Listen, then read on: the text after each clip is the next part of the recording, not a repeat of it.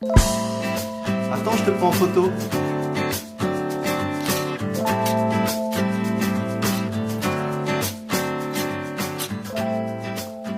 Vous en avez vu des gens qui prennent leurs photos comme ça pendant les vacances.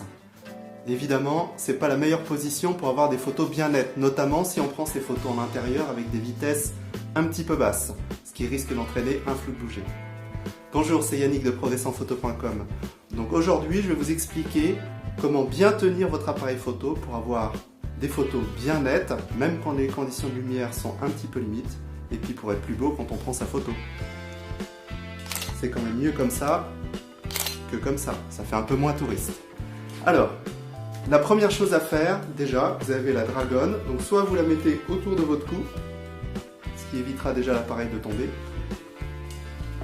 elle vous gênera moins, ou alors vous passez la dragonne comme ça et vous faites quelques tours pour que ça vous gêne pas trop, il faut que vous soyez bien à l'aise. Voilà. Ensuite, il faut que je sois bien placé. Donc une position bien stable. Donc déjà, on évite d'être de face. On n'est pas très à l'aise comme ça. En plus, là, si je prends ma photo comme ça, si je respire, vous voyez, ça fait bouger un peu mon appareil. J'exagère un petit peu pour qu'on voit la différence. Donc mettez-vous de profil. Le coude ici, bien en appui sur le côté. Et ensuite, vous venez poser votre appareil dans la paume de la main, sous la main gauche, ici. Donc ce qui permet de libérer la main droite pour pouvoir appuyer doucement ensuite sur le déclencheur. Ensuite, vous calez votre œil dans le viseur. Donc on est beaucoup plus stable comme ça plutôt que de prendre avec l'écran en live view à main levée. Donc mettez-vous comme ça, utilisez votre viseur. Si vous n'avez pas de viseur, à ce moment-là, vous tenez votre appareil en étant bien stable et vous pouvez rajouter votre dragonne ici, ce qui permet de stabiliser encore un petit peu.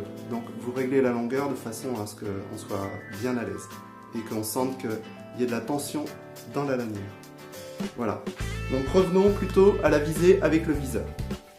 Donc j'enroule, ensuite je me place, 3/4 de face, les appuis bien écartés, jambes un peu fléchies, je cale mon coude, je mets la paume de la main vers le haut et je pose l'appareil dans la main gauche et ensuite je me cale sur le viseur.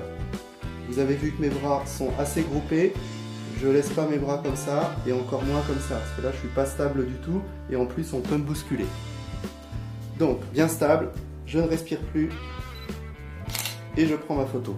Donc si vous respectez cette position, vous allez voir que vous allez avoir des photos beaucoup plus nettes, notamment en intérieur. Si vous voulez faire un cadrage vertical, même principe, je cale mon coude, je pose l'appareil dans la paume de la main, je me regroupe, donc pas de bras en l'air, je me regroupe, je bloque ma respiration et je prends ma photo. Donc là normalement c'est ok, je suis stable aussi. Si vous voulez faire des prises de vue plus bas, mettez-vous à genoux, donc évitez de vous mettre comme ça, parce que là on n'est pas très stable. Vous mettez bien à genoux. Ici ça nous fait un support, donc je pose mon bras dessus. Je respecte les mêmes principes vus tout de suite. Je bloque ma respiration, je suis en position groupée, je déclenche. Alors bien sûr l'idéal c'est d'avoir un trépied. Si vous n'avez pas de trépied, parce qu'on ne se balade pas toujours avec son trépied, vous pouvez vous appuyer sur un muret ou sur toute autre chose. En tout cas, pensez à la stabilité de votre appareil, notamment actuellement, les appareils ont beaucoup de pixels et on a souvent des flous de bouger beaucoup plus facilement qu'avant. Donc faites attention, en tout cas, à votre position. J'espère que maintenant vous allez bien tenir votre appareil photo. Vous serez plus beau, vous serez plus pro. A bientôt sur progressenphoto.com.